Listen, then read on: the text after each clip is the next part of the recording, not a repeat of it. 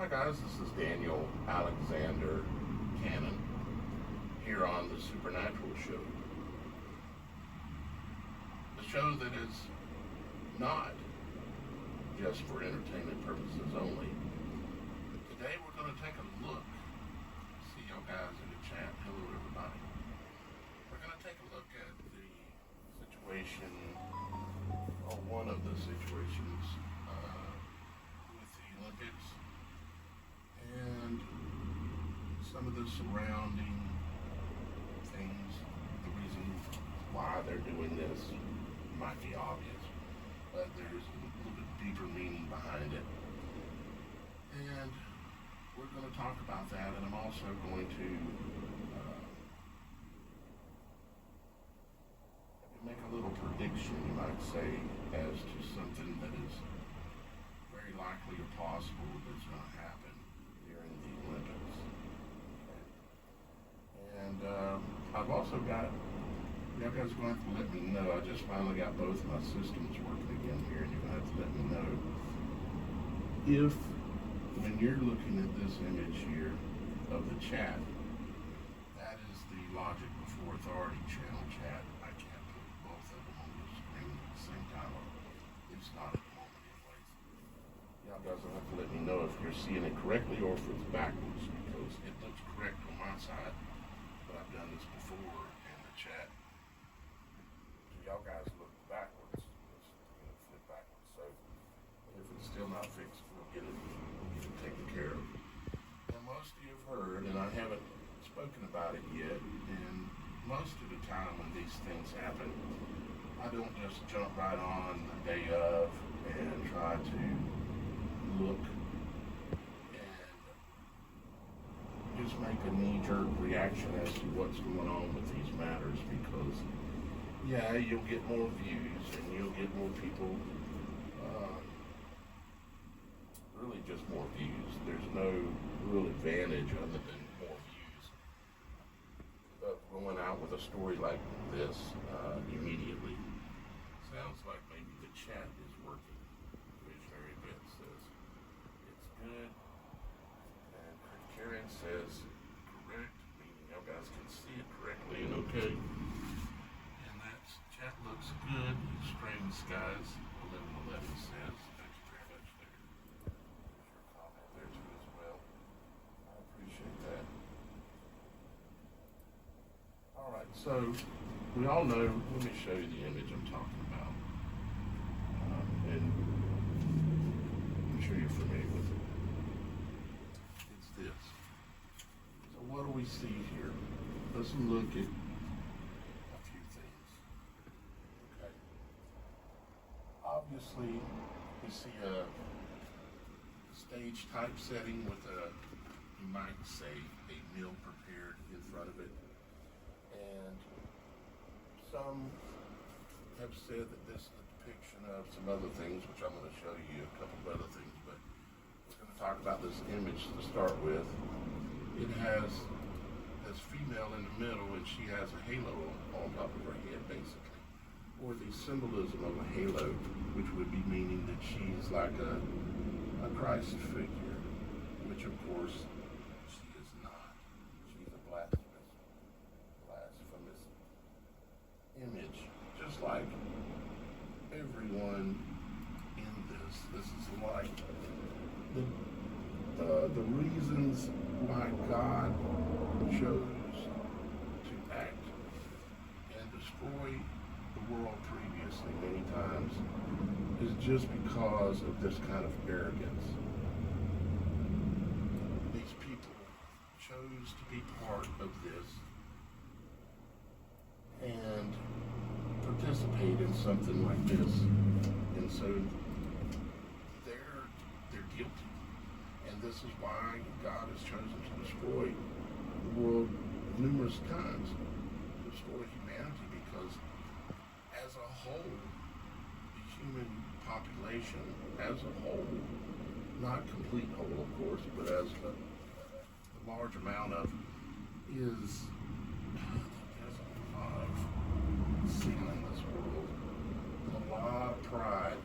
These people, their whole thing is the pride flag, which is the rainbow flag, which is the covenant God made with man the last time people started acting like this.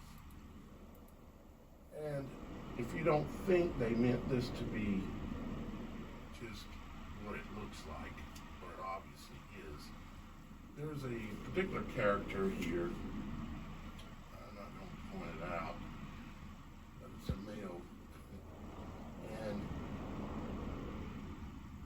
he literally has his testicle hanging out of his shorts in this image. And,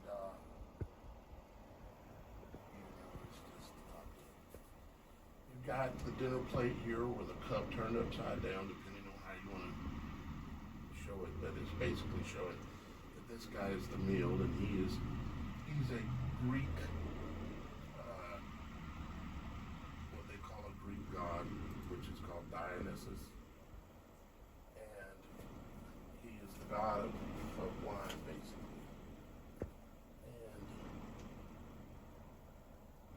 all these gods, like this one here that they call a god, and they've got it colored and everything, it's all related to, see, when you go back to the original gods, okay, when you go back to the original, what did we have? We had Satan and his fallen angels, right? And that, if you go from there and you go to Egypt, what do we have there? We have like Set and all the other characters, you might say, the deities as they call them. It's the same group of deities. It's Satan and the fallen angels. When you come, whether you go forward or back in time, or no matter what culture you look at, they'll have the same set of deities or beings or whatever you want to call them, evil spirits. And in a situation like this, they just dress them up. It looks ridiculous, and it is ridiculous. But they just change the look of the so-called deity. But it's ultimately the same thing. These are depictions of the fallen angels, and whether it be in Egypt, whether it be in biblical times, whether it be whenever, it's all the same deities. They just give them different names. They change their looks a little bit. They make them look glorified in various things, although there's nothing glorified looking about anything in this image. I mean, if I were to show you another one like this is called the Feast of the Gods. And of course, you got Pan here, and you got Apollo, and you got numerous gods here, Greek gods. These are what they are. If you think about the fallen angels and what the fallen angels had the capability of doing, they had different capabilities and different things they trained and taught to humans back in the day. Now, what are these gods these days when they talk about Greek gods and all this? They have different attributes. They're good at, say they're the god of wine, the god of fertility, or the god of this or that. It's all the same story, just the names have changed to protect the guilty, basically. And supposedly they're trying to claim that this image here is what they base their, it's called the feast of the gods. And here you have another one with like a halo-looking glowing area around his head. It's all mockery. This painting itself is mockery of the Last Supper. Same thing with this here. Okay, this is another painting. And I'll have to say, honestly, the skill of the painter that paints these things is quite good, obviously. You know, they've got great skills. The only thing is that they're painting things that are blasphemous. You know, I've got a couple of other ones here. I can pull it too. Like this one. This one is another different painting of what they call the Feast of the Gods, which is what they're saying, the Olympic thing. But what it is, it's again all mockery of the true God and Christ and the Last Supper. You see, you got Pan, Apollo, and Jupiter, and just all these same characters again with a little different name. They're all depictions of the attributes of the fallen angels, and they make them look more human and attractive and all these things, but it's just deception. That's all it is. Here is one more. And of course they love their nudity. This is just another depiction of the same kind of thing. Just continued blasphemy over the generations, over the centuries, is all it is. Now, like I said, I got a little prediction for you when it comes to the Olympics that we're going to get to in a little bit. If I can still, where am I? Yeah, I can still do it because I've got that other window where I have the chat out. I can show it to you there. I just realized I haven't set up my phone where I can get my images on here, because I have some images on my phone that I want to show you that's related to the prediction when it comes to the Olympics. But first, what we want to do is I wanted to go to the Word of God. And I want to talk about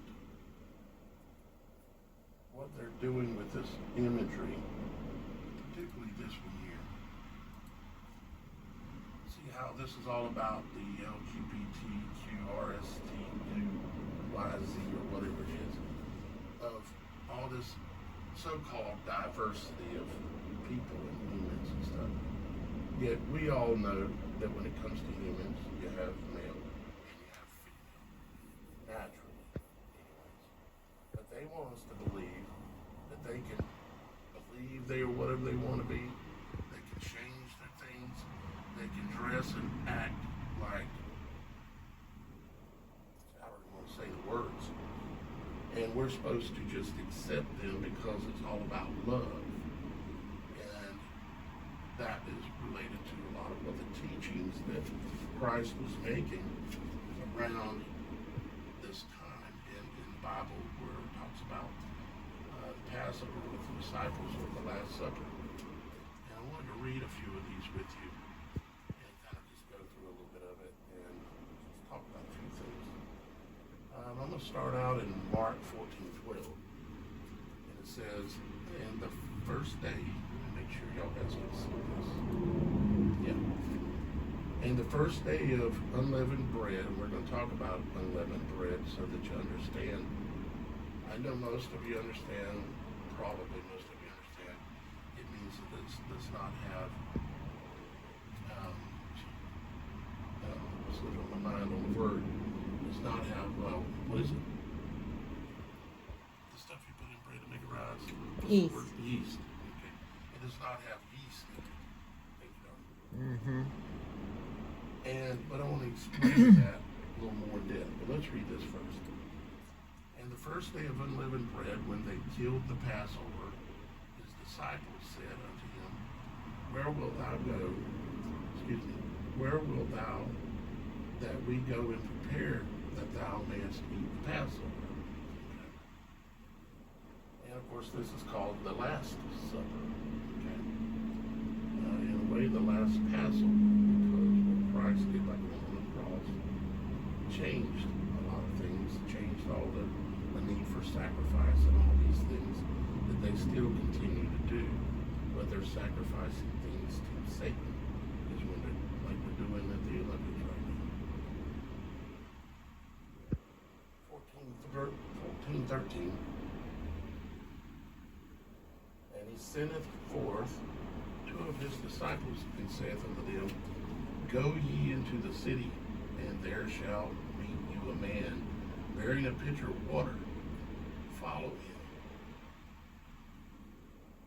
And wheresoever he go, he shall go in. Say ye to the good man of the house, the master saith, Where is the guest chamber, where I shall eat the Passover with my disciples? And he will show you a large upper room, furnished and prepared. There make ready for us. And so it talks about, well, let me go ahead and just read a little bit more. And his disciples went forth and came into the city and found as he had said unto them, and they made ready the Passover. And in the evening he cometh with the 12. And as they sat and did eat, Jesus said, Verily I say unto you, one of you which eateth with me shall betray me. Coming back up here, let's look at a few things, okay? Some of the teachings around this. Let's see if I've got it right here, or it might be the other book. It's in the other book. Matthew, I think, or in Luke, I think it's Luke, where Jesus talks to them and washes their feet. And he's talking about that the servant or the master is no greater than the servant. And all these things teaching about love. And when I was reading through it, I couldn't help but notice how all this love thing gets twisted. See, love has nothing to do with accepting anything and everything that someone wants to be. Okay? You know who I'm talking about. People these days that are just, they've allowed themselves to be destroyed, or it's come upon them through a generational curse or something, where man thinks he's woman, woman thinks he's man, or man just wants to be a woman, or mix of 20 different other things, and men having sex with men and women and everything going on. That has nothing to do with love. True love is something separate than sex, okay? Or intercourse, or relations, or whatever the word is you want to use when it comes to that thing. You know, we're talking about procreation, you know, bringing a new human, spreading our seed and growing our seed in this world. None of that, that's not love when you accept people for being the way they're displaying them in any of those paintings. It's all blasphemy, it's all debauchery, it's just gross. And it's not something you want to have anything to do with. You do not want to spend time with these kind of people. You don't want to break bread with these kind of people. Now, there are people that have been through maybe maybe no fault of their own. When they were a child, they might have had a snake bite put in their arm without their acknowledgement because they were a child, and it altered their DNA. And they've chosen, because they know they still have morals, and they know that they're not supposed to go out and a man sleep with a man or a woman with a woman, and they rebuke those things. And when they do that, that person that is trying to walk the narrow path, even though they've been damaged, because all of us, whether you realize it or not, have been damaged in some way or another by this world. I've been damaged, and I can describe the ways that I've been damaged, and I mean even physically damaged. Because I was young, and they gave me vaccinations and everything too. And my son is damaged, and most all of us are damaged. And it wasn't with our consent, because we didn't know what they were doing, because most of the time we were just children, and we got damaged. So the point is talking about the LGBTQ and all that kind of community, that has nothing to do with love. What that has to do with is with rebellion and pride. If you've been damaged and you feel like you're a man trapped in a woman's body, you know that's not the truth. You know that it's because you've been damaged. You've been hurt by the beast system, basically. And you can rebuke that, and you can still be saved and not go to hell, basically. But if you choose to covet this pride thing and this rebellion thing of the rainbow flag and all this, if you go down that path, it ain't gonna turn out good for you. So if there's anybody listening that is in that boat right now, understand that God still loves you, and He knows that you didn't choose for that to happen to you. And He knows that if you repent of the things that you've done and turn back to Him, He'll accept you into His house. You understand? Father will allow you to come home. He loves you no matter what. And He'll allow you to come home. So let's look a little further here. We're talking about the first day of unleavened bread. Unleavened bread with yeast. I want to show you something about that. This is kind of like sin. How yeast spreads within bread is an example of how sin and man's laws will corrupt what was good, or could be good, and what could be pure. The image you're looking at here is a picture of yeast. That's a little too close. A picture of yeast that has infected just a little bit of flour and water. Okay? There was one spore put on this, and that one spore, because yeast, if you're not aware, is a fungus. And there's naturally occurring yeast in our bodies and all around the world, but when it comes to the teaching that's trying to be taught here, is that if you allow, or you participate with any part of this sin, okay, this LGBTQ, whatever pride thing, you're making a covenant with the devil, and you're allowing this stuff in.